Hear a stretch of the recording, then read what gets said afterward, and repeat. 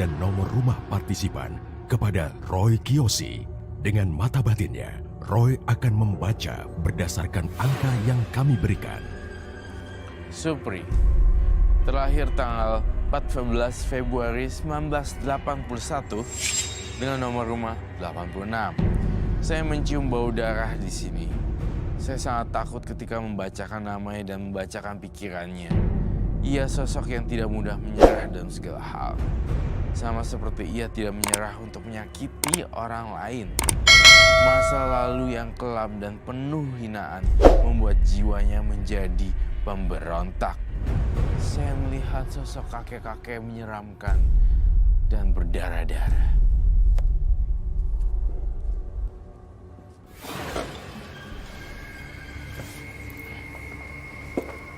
Selamat malam. Selamat malam.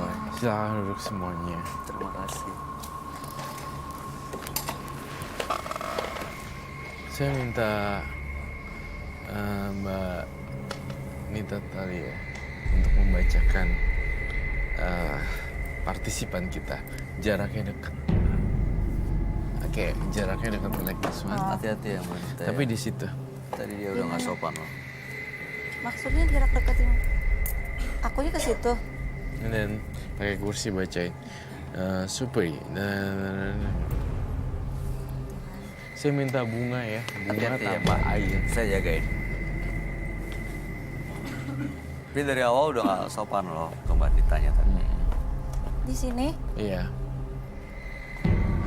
baik-baik loh Mas, jangan apa-apain ya. Yang kenceng ya. Ya.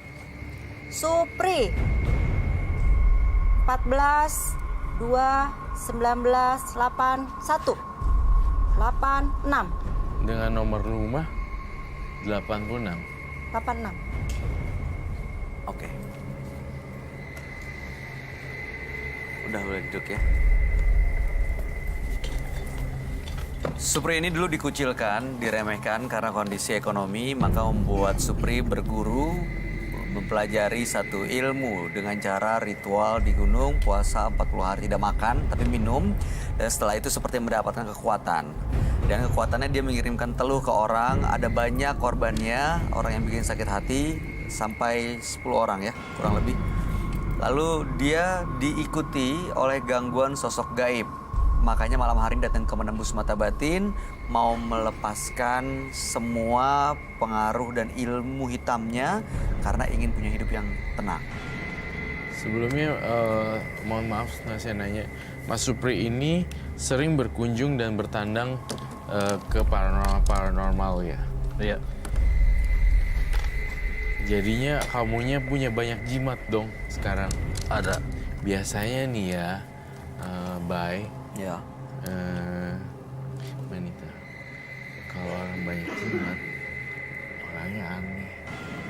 Pembawaan sifatnya Saya juga ngerasa gitu. kayak a bit psycho. Karena berarti kan nggak ada teman Iya. untuk berinteraksi, untuk saling belajar, untuk bergaul gitu. Jadi ya menyendiri terus ya otomatis agak beda sih. Biasanya sih kalau orang yang nggak punya teman, biasanya setahu saya dia sering berhalusinasi gitu nggak sih? Iya, bangun pikirannya sendiri. Jujur, Dia tadi- membangun dunia dia sendiri kan biasanya. Iya biasanya gitu. Jujur tadi saya sempat dapat kabar juga. Anda mencium tangannya Nita Talia. Iya, Iya. Tadi saya kaget. Dia Kenapa? cium ini juga rambut saya. tangan Oh wow, karena imajinasi fantasi kali ya, fantasi ya. Itu sih sebenarnya ini ya, bagian dari ekspresinya dia gitu ya, kali ya. Tapi Mbak Nita Talia maafin lah ya dia. Iya, nggak apa-apa. Maafin Biasanya kan aja kalau lah, misalnya orang maksudnya. ketemu dengan salaman aja sudah cukup sih ya sebetulnya ya, gitu. apalagi baru ketemu. Iya. Mas, saya mau Saya tanya minta ya. cermin ajaib ya. Saya mau tanya nih Mas Supri. Dengan ilmu yang dipunya, pernah digunakan untuk memikat orang nggak? Memikat perempuan gitu. Memikat saya belum pernah. Tapi untuk pemikat bisa, tanpa harus menggunakan ilmu yang saya miliki. bisa memikat, jadi punya ilmu pelet gitu. Bisa. Ilmu pemikat. Itu belajarnya dari mana sih, Mas? Saya belajar dari guru saya ada di gunung. Dia ritualnya di gunung, Roy. Tapi saya ngeliat kamu ritualnya di gua juga. Benar. Di gunung ada guanya ya? Betul. Oh iya, gunung, tapi ada Gunung, bagian ada yang guanya. letupan banyak pohon seperti goa. Di situ dia. Di situ dia. Kamu ngelihat dia melakukan ritual semedi seperti bertapa gitu. Betul sekali, Bay. Saya mau lihat dia ada setannya nggak?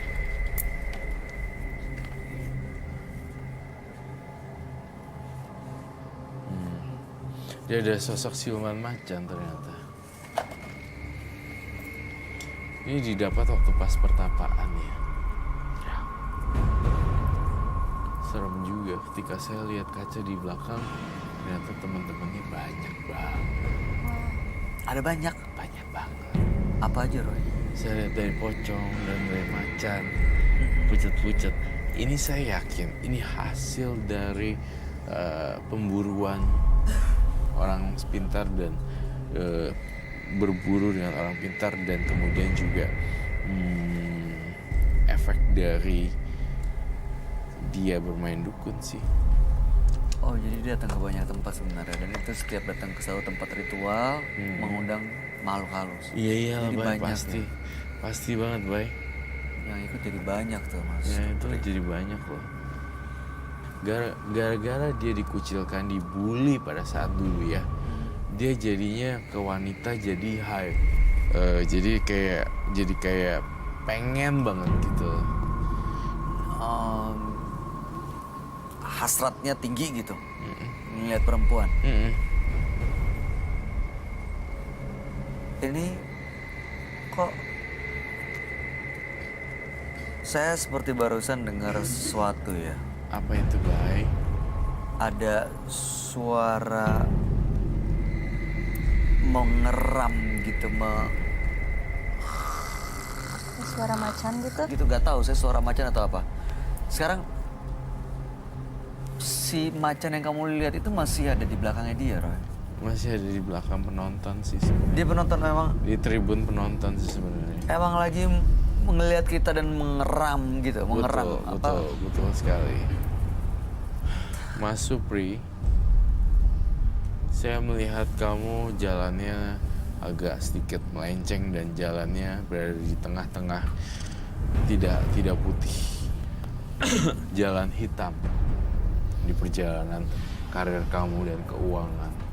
Bisa kamu ceritain nggak dengan jujur dari mulut kamu sendiri sebelum saya bongkar? Jadi sebetulnya gimana saya untuk menceritakan ini sebetulnya malu, Mas Oh, Roy. pasti malu.